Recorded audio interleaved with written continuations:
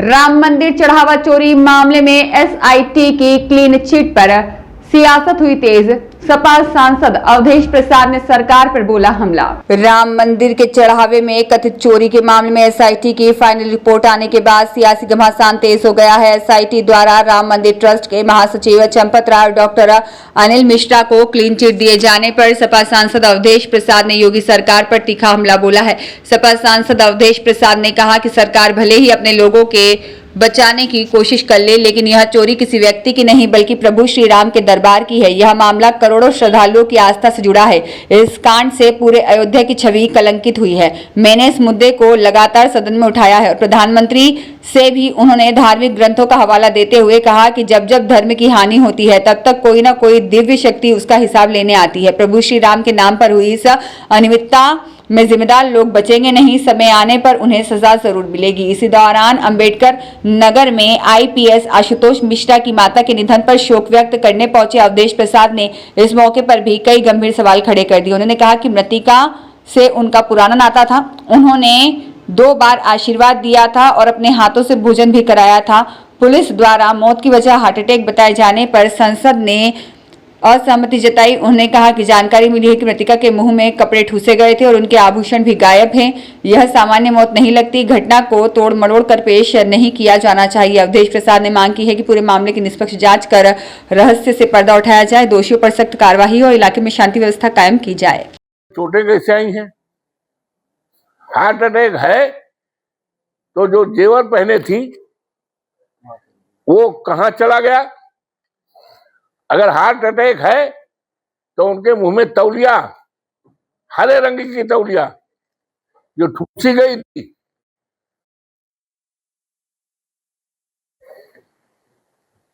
इस बात का है कोई सबूत? ये केवल ये बात है कि बाबा के लिए उनका पोल पट्टी खुल गई कि अपराधी पूरी तरह से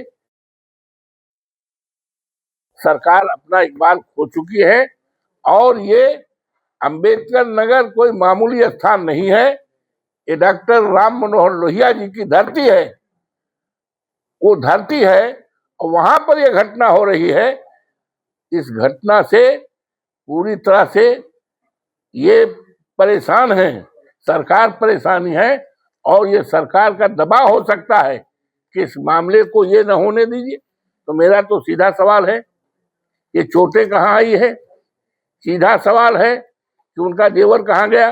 सीधा सवाल है कि तौलिया उनके मुंह में ठूसी गई और सीधा सवाल है कि एक आईपीएस अधिकारी है, उसने स्वयं एफआईआर किया है और इस बात का कल खुल उन्होंने अपने आप, जैसे हम तो कोई राजनीतिक मूड से नहीं गए थे, हम तो एक मानवता है, इंसानियत है, हमारा सबका लगाव था उस परिवार का, उनके पिताजी राम कुमार जी का आशीर्वाद था और उनके कहने पर आज आप देख लो जाकर देवढ़ी पर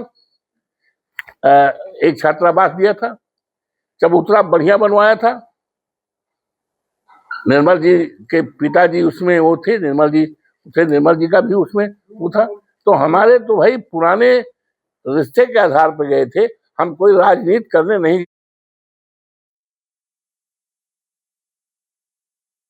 थे, इसके लिए गए थे, हम कोई पॉलिटिक्स करने के लिए नहीं गए। अब आज जो बात हम कर रहे हैं, कोई पॉलिटिक्स नहीं कर रहे हैं, ये सच बात है और सच बात का तो ये पूरी तरह से सरकार फेल हो चुकी है।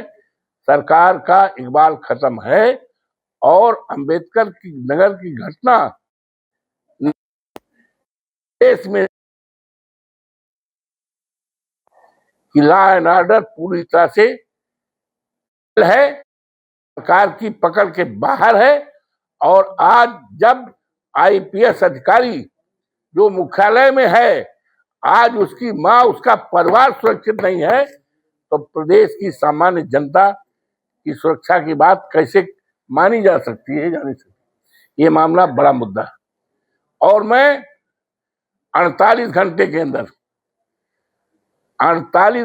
अंदर इस बात के लिए खुलासा किया जाए जिससे जो इलाके में भय है, आतंक है, भय और आतंक खत्म किया जाए, 48 घंटे के अंदर खुलासा किया जाए। नहीं तो मैं डीआईजी के शुरुआत यहीं से करूंगा, डीआईजी के कार्यालय पे मैं धरना दूंगा 48 घंटे के अंदर इसका खुलासा किया जाए और इस लड़ाई को बड़े पैमाने पर हम लड़ेंगे। ये प्रदेश की कानून व्यवस्था से जुड़ा सवाल है, लोगों की जिंदगी और जीवन से सवाल है। गोरखपुर में भी एक ब्राह्मण की हत्या होती है, उसको लेकर क्या कहना है? ऐसा है, चाहे गोरखपुर की हत्या हो, चाहे जहां हत्या होती है,